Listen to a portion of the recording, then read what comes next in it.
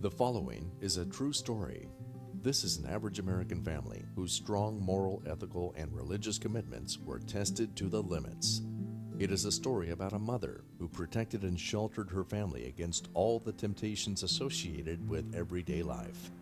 And it's a story about her son, whose desire to be accepted by his peers led him down a pathway to destruction. It is a family whose very fabric was ripped apart by drugs. This, then, is the true story of Josh and Cheryl Sales.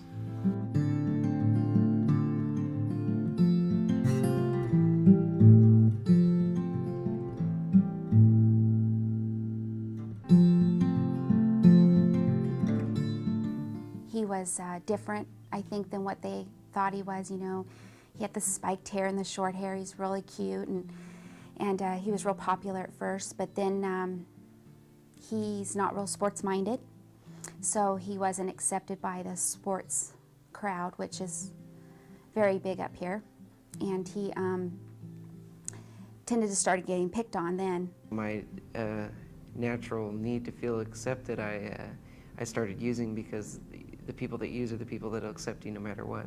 And still thought everything was kind of going fine. He wasn't doing well in school. As I started to use more and more, I got more and more friends. I would get on him about school, and we would go around and around about that, and he'd just tell me how much he hated it. I started getting belligerent, and I would come home high and I would yell at my parents. You know, Josh was just causing all kinds of grief. We maybe had 10 minutes of conversation a day, and it was all arguing, cussing, swearing. I kind of thought maybe he was using drugs, but I did everything that people tell you to do.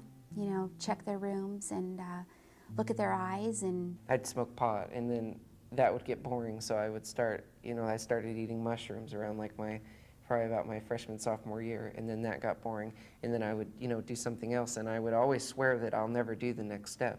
And I always, would go up to that next step, and then I would say another thing that, oh, I'll never do that, and then it just kind of kept, going up from there. see, and I kept telling my husband that I think that he was using drugs, and he kept telling me, oh no, not Josh. He wouldn't be using drugs. So I started using, acid, and then a couple times, I wanted more than that, so I used mescaline. And then from there I went over to popping pills, because again, I hit that peak and I started being wound up all the time, so I want to go back down.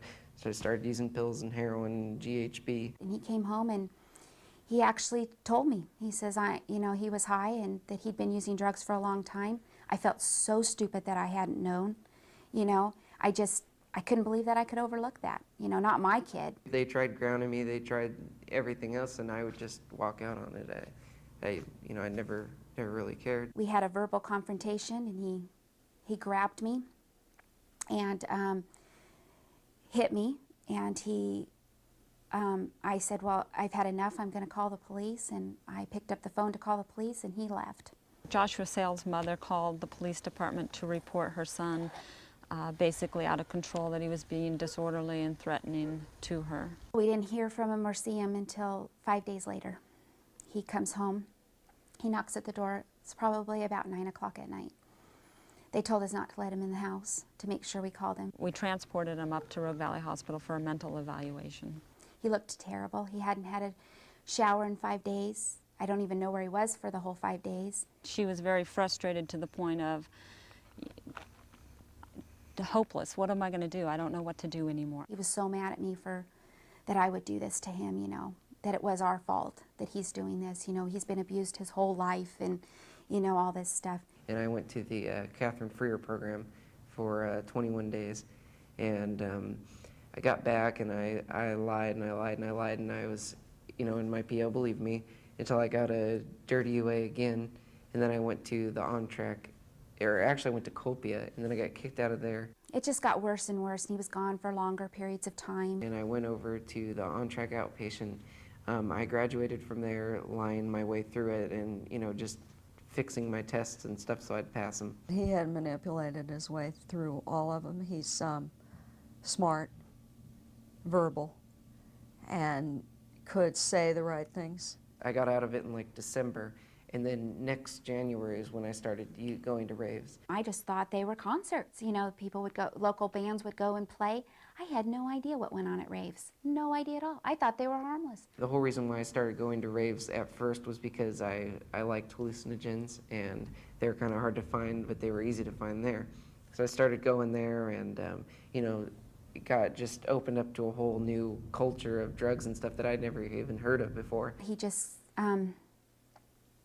continued to get more violent, continued to come and go as he pleased. And we'd come home and usually pass out, but for some odd reason after I went to a rave and got loaded all night, I'd only sleep for about 4 hours for some odd reason. And then I'd wake up, and usually all my other friends would be passed out, and yeah, I'd just do G by myself until they woke up. And then, you know, I was automatically, just like you would be sober all day, I was on G all day long. Well, we went to court, and we got a new probation officer. I met Josh when he was placed on probation for domestic violence. He hated her, just hated her, because she was so involved in his life. He was fairly compliant for a couple of months. With his history, however, and his behaviors, it didn't take long for his behavior to decline. He found more people to party with. His parents and I had started to detect that he was either heavily using or heavily selling. There was also more physical abuse that he did to me. One day he got mad at me and pushed me, and I broke a table and bruises all over my back. And he comes home a couple days later and says he never did it, that I was imagining things. At one point in time, I tried to quit because I knew I had a problem with it, and it's just like heroin. It's like your body needs it. I was just waiting for him to be 18 so I could just kick him out because I had had enough. I actually, for the first time in my life, hated my kid. I absolutely hated him.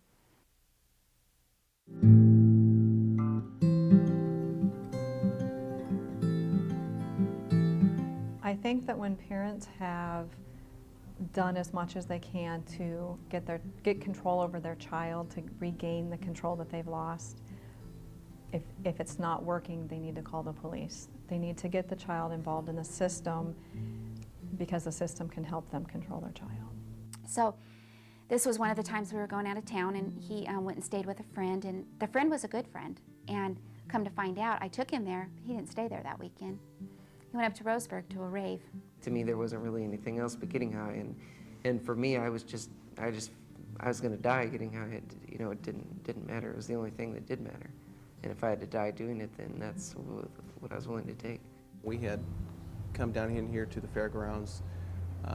We had gotten information from another officer who worked with state police that there was a rave party down here. You know, there's going to be a lot of bright lights. The music's going to be really loud, and once we get high, we'll probably go sit down in a corner for the rest of the night. And there are a lot of kids sitting around the outside edges against the wall. I was smoking a cigarette inside a rave, and they asked me for ID.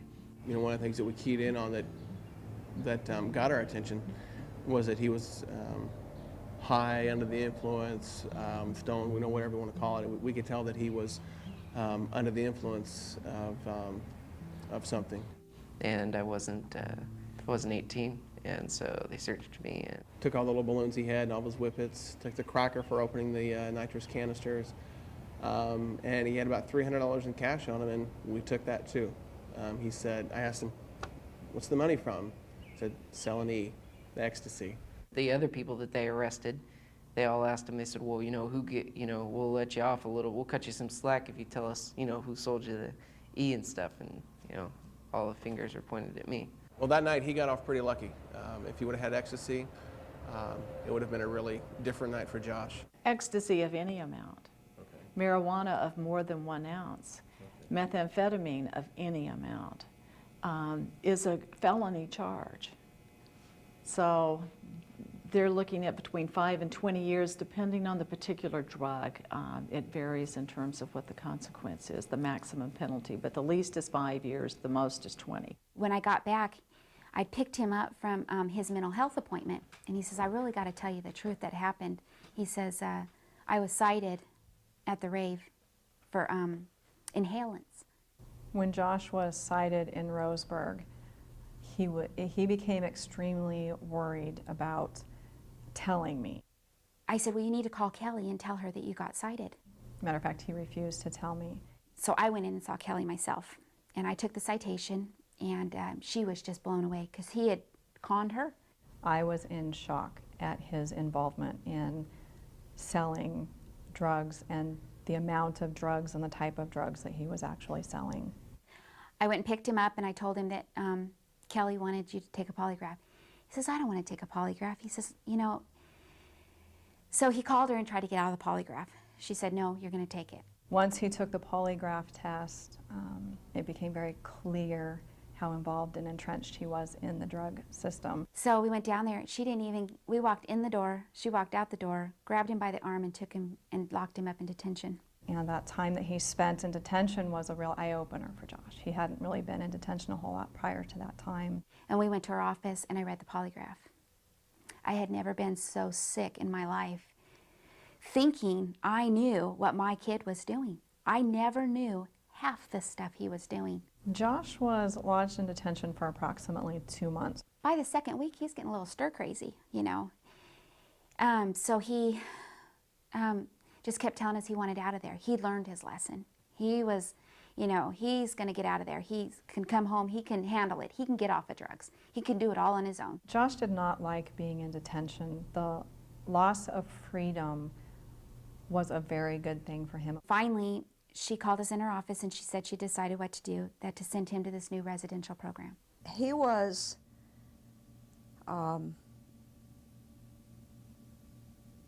one of the most drug-affected kids I've ever seen. You know, at first I went in there kicking and screaming, and for a whole month I sat in there and I did nothing. You get kids in there, and after a couple days, they want out. We told him that he was going to stay here or he was going to a long-term program.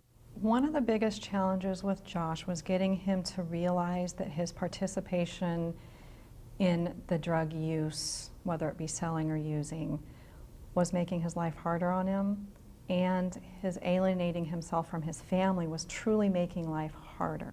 Josh could bring out so much anger in you that you couldn't believe that you could get that mad. There's no way you could believe you could get that mad. There's no way. I mean, there was plenty of times I would think, you know, if I would just end my life, I would be away from all of this, you know, because it's just, it's so hard going through it. Josh and Cheryl and I didn't spend a lot of time laughing together. And I would be at work and I would just be so upset I would break down. I mean, I just couldn't even physically work because he had just disrupted so many things at home. He was sick physically. I couldn't eat anything and I would throw up and I would dry heave all day. The other thing is that he was on an emotional roller coaster, which is real typical of withdrawal. It's this 1 minute I'm angry and I don't know why, really angry, and the next minute I want to cry and I'm really depressed, and it's just this like unpredictable mood swings. I think if it wasn't for our faith, we wouldn't have, our marriage would have never made it. I know it wouldn't have made it. There's no way. There's no way. Because it was just too stressful.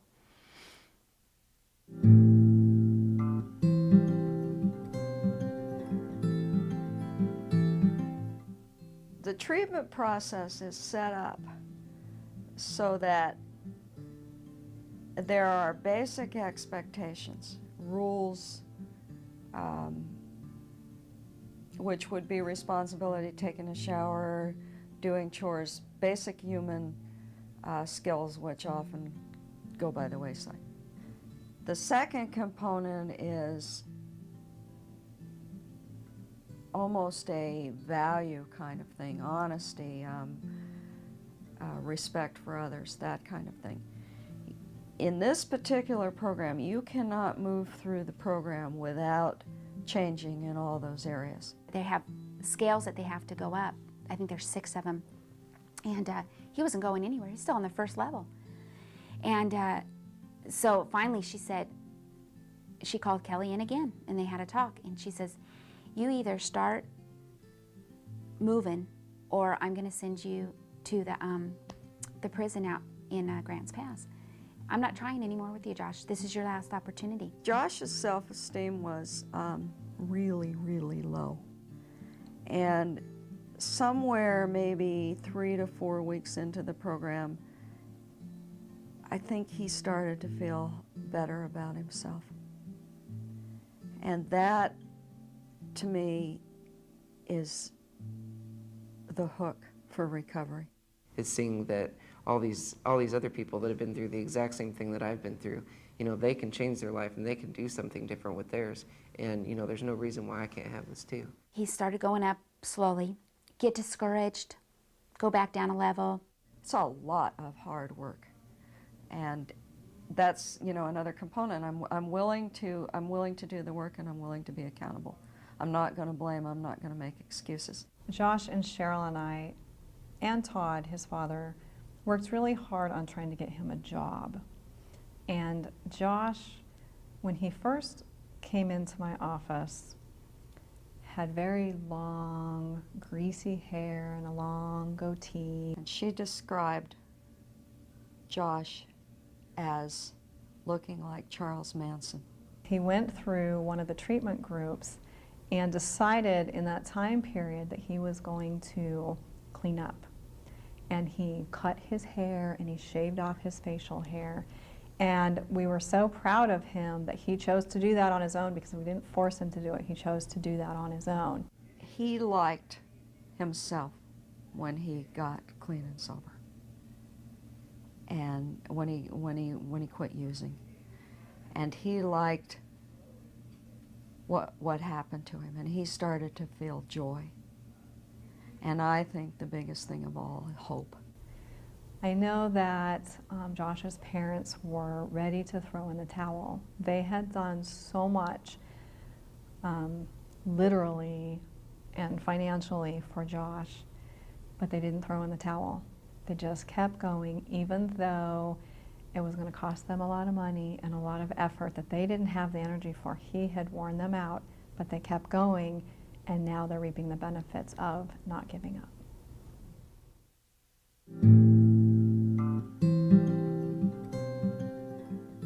I always came to Josh's rescue for everything. I never made Josh deal with anything, confront anything.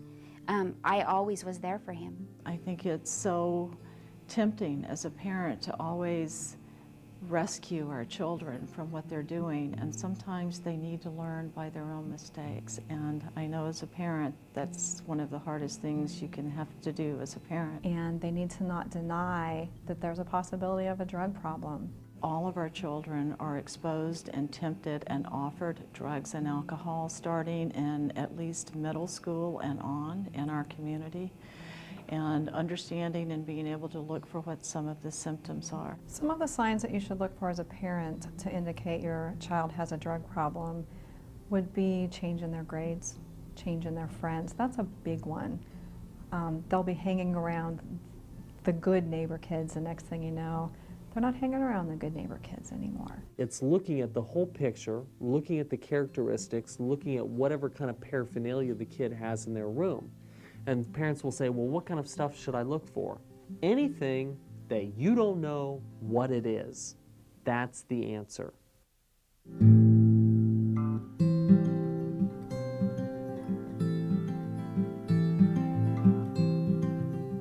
Finally, we got to the point where he was going to graduate. He was in there like 110 days. He had had almost 4 months of sobriety. Nothing. He felt so good and healthy. There was a moment with Josh, and it happens with every kid who's gotten it, where I look at this kid and they look me in the eyes, and the eyes are clear and the complexion's good, and there's this health both physically and emotionally, and this smile that is absolutely, completely real. And there's no deception in the eyes, and that's when that real person shows up. And when that happens, I know they've got it. And I knew he was sitting in my office, and I looked at him, and he looked me in the eye and smiled, and I knew it was internal. I knew he had it. Because it wasn't faked. You can't fake that. He's back to the old guy. He is. Actually, we laugh now, and he's actually got his permit back because he got his permit taken away when he got that MIP. And he's actually driving me around now again at 18, and he's getting his license, and that's pretty funny because I'm pretty hard on him, and he laughs and makes jokes when I'm hard instead of getting back in my face like he would have years ago. I believe that Josh will be thankful that he got caught. I think especially now, since he's been through outpatient drug and alcohol treatment, he's able to see what the future holds for him. I've built, a strong support system in NA of people that I can call, people that I can hang out with, people that really, care about me. And that, through experimenting and, being sober, I just, learning ways to get more and more friends. Stick to the basics of living. Have a set of principles to guide you, because when there are so many times in life when you have to make decisions and the answers aren't very clear-cut, and at that point a set of guiding principles: I won't lie, I won't steal, I won't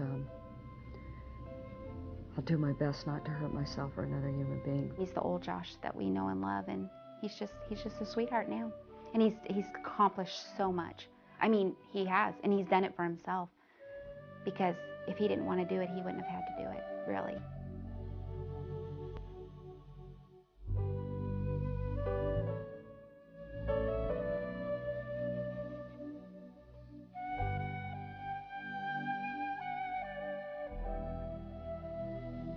Take me home, take me home.